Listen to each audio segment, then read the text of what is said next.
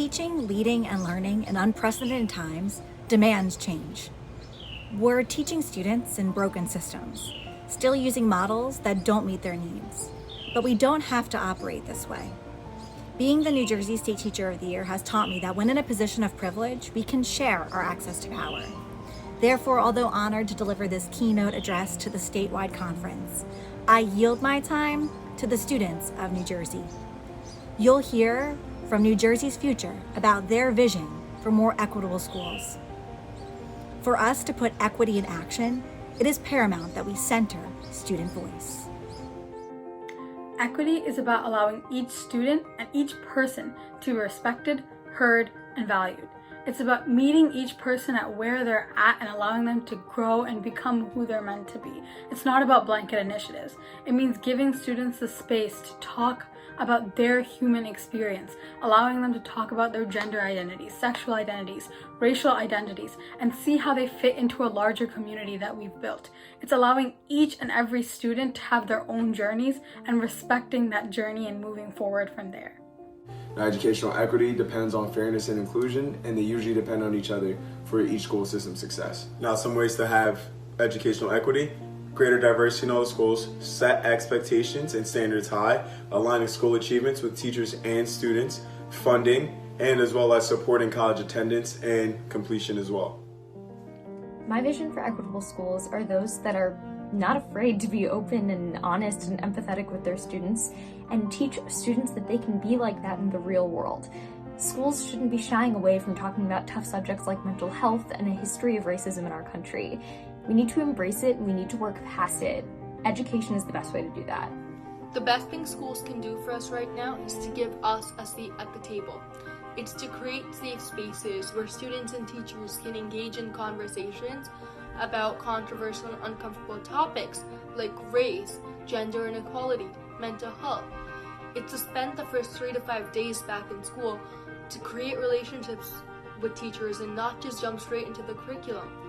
I believe that schools can better represent youth needs by providing equality when it comes down to student needs, teachers' needs, and administration needs, making sure that a student's mental health, academic success, and physical success is just as important as a budget hearing, a faculty meeting, or anything along those lines of running a school, making sure that the students' needs are just as important as it is to uphold, upkeep, and run a school district and or a school.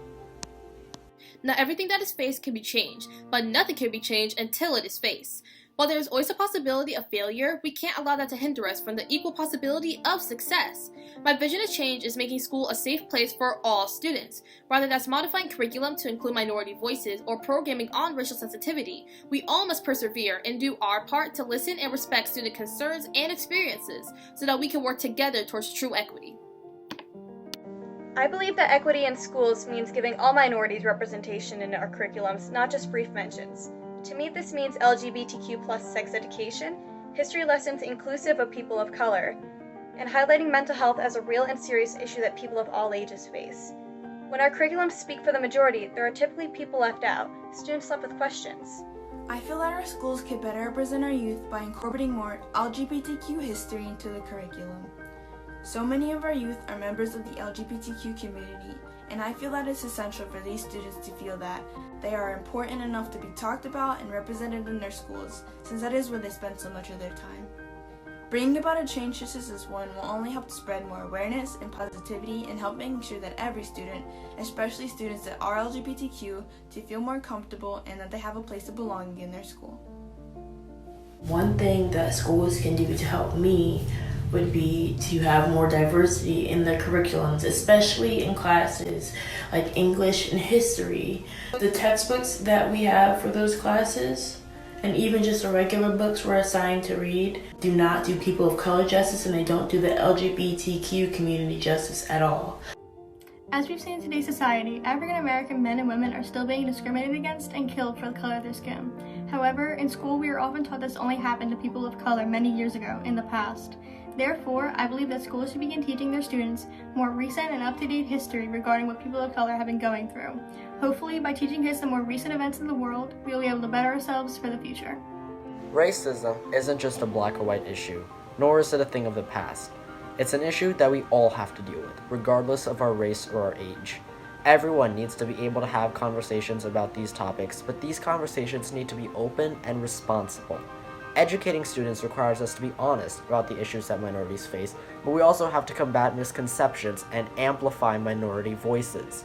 Because if we want to be anti-racist, our education has to be for everyone. Due to a strong lack of communication between students and their educators, many students often feel they aren't represented beyond a school setting. To counter this, collectively engaging in open conversations and hearing the opinions and feelings of their students could very well likely result in teachers using their input to collectively prevent injustice.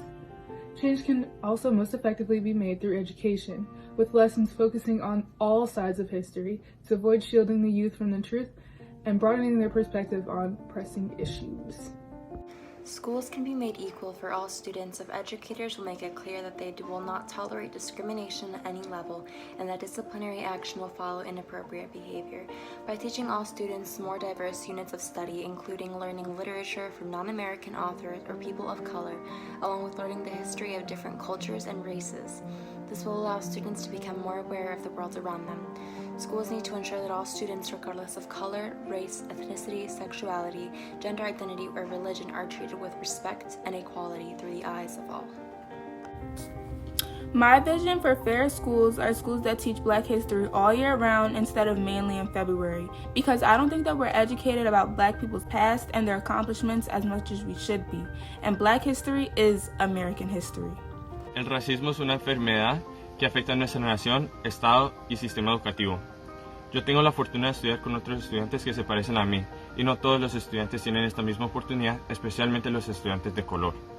Muchas escuelas no le dan importancia a enseñar antirracismo, en cambio ignoran estos actos cuando suceden enfrente de ellos. Todos los maestros, empleados, estudiantes y administradores escolares deben ser entrenados en ser antirracistas, y un currículo antirracismo debe ser implementado en cada distrito escolar en el estado. Eso ya debía ser una prioridad, ahora debe ser realidad.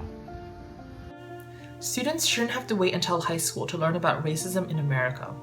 Younger students are currently taught a sanitized version of US history that glosses over so many injustices, both past and present. Moreover, racism must be discussed beyond history class. For instance, how are statistics manipulated to justify racist policies? Ultimately, anti-racist education must occur in every class and at every grade level. The ideal appearance has roots in what we see in preschool and kindergarten. We see the desired image in the books we read, the crayons we get, and the people we're taught about. We must provide younger students with diversity, because seeing the same looking characters in our education is destructive. It fosters racism, discrimination, and self-consciousness at a young age. We must fix the beginning to see a better end. I think a way that I would feel more represented in my school community would be through the formation of a Black Student Union, because not only would that give students like me a safe space where we feel our voices would be a little bit more heard, it would also give us the platform to shed light on our local communities and, have service projects and stuff like that where we can just come together as a community and have a good time. During high school, we're told that we're given the tools to explore the world, yet the only time we interact with other school districts is through competition, rather than being told to embrace them or told to despise them. This antagonization of the other that builds throughout high school acts as a foundation for the racism that our nation has been facing for centuries. To me, equity in education not only means fair funding among schools, but also having modified opportunities for students so they could succeed best to their abilities. And one of the main issues that I see is the lack of bilingual and ESL resources for English language learners. And because of that, they don't have the basic foundation to take higher level courses that they should. One way in which we can improve equity in public schools is by offering more varied formats of assignments and more access to materials that benefit those who learn better in different formats. Examples of these would be for students with disabilities that may need different formats of assignments for physical reasons or concerns with their ability to do a format in a certain way.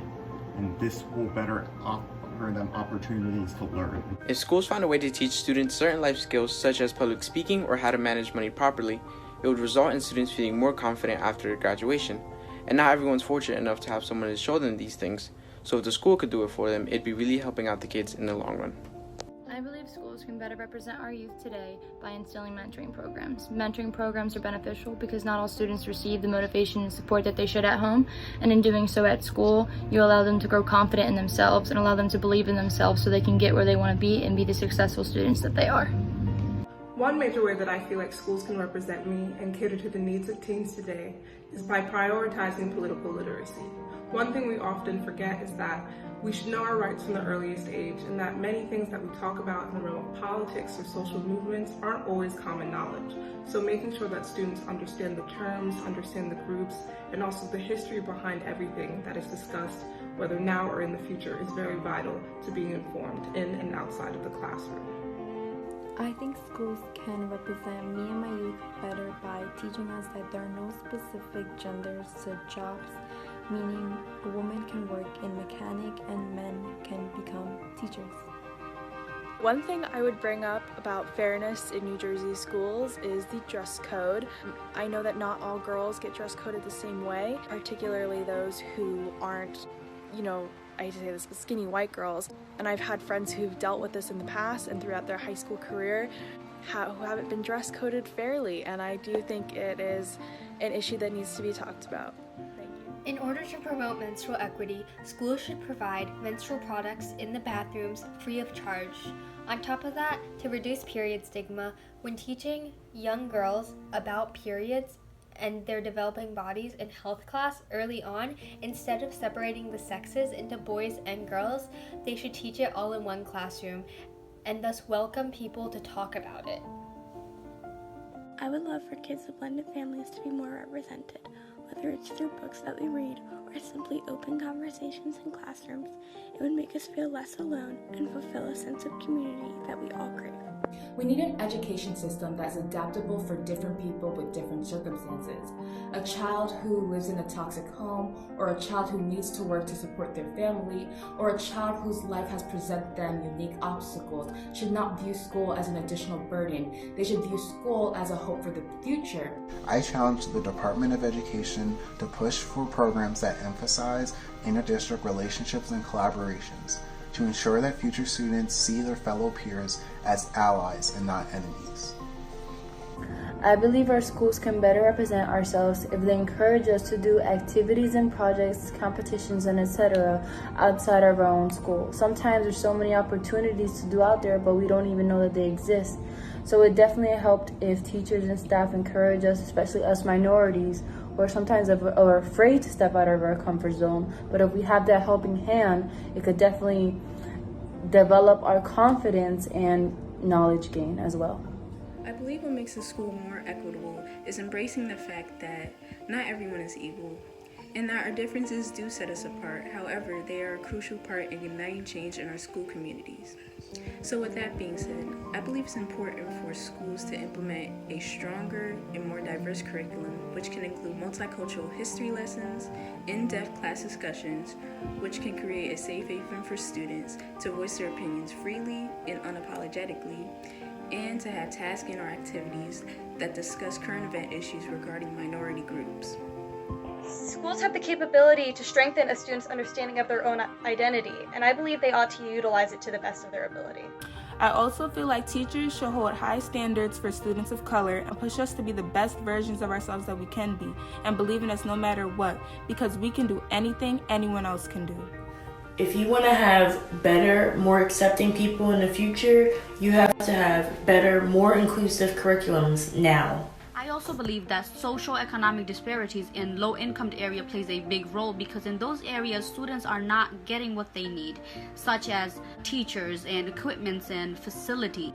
I think my school could have better represented me by maybe hiring more male teachers or teachers of color to not only represent me but also serve as role models for all the other students in my community that maybe don't have someone to look up to that looks like them. I think that in order to make our schools truly equitable for every single student, we need to have a serious and action-oriented discussion as to how schools and districts can actively prevent teachers, staff members, and administrators from subconsciously racially and ethnically profiling and stereotyping their students. I think that schools should push more minorities and kids of color, persons of color, to be class presidents and, class officers, things like that, because I think that they're not really letting us have a voice, and they're not really telling us that we could have a voice. And I also think that they should lower the criteria so that kids who aren't necessarily perfect could make the cuts for being said class president, class officer. Teachers often don't realize how big of an impact they can have on their students outside the classroom. That's why for an equal future for all, change must start within the classroom. All teachers should be required to take a mandatory gender and racial diversity class, as well as continue their racial and gender diversity education with required hours every few years. Furthermore, students should be aware of racial profiling and proper processes of reporting such encounters to see action take place through guided assemblies and presentations similar to the ones that we have on cyberbullying.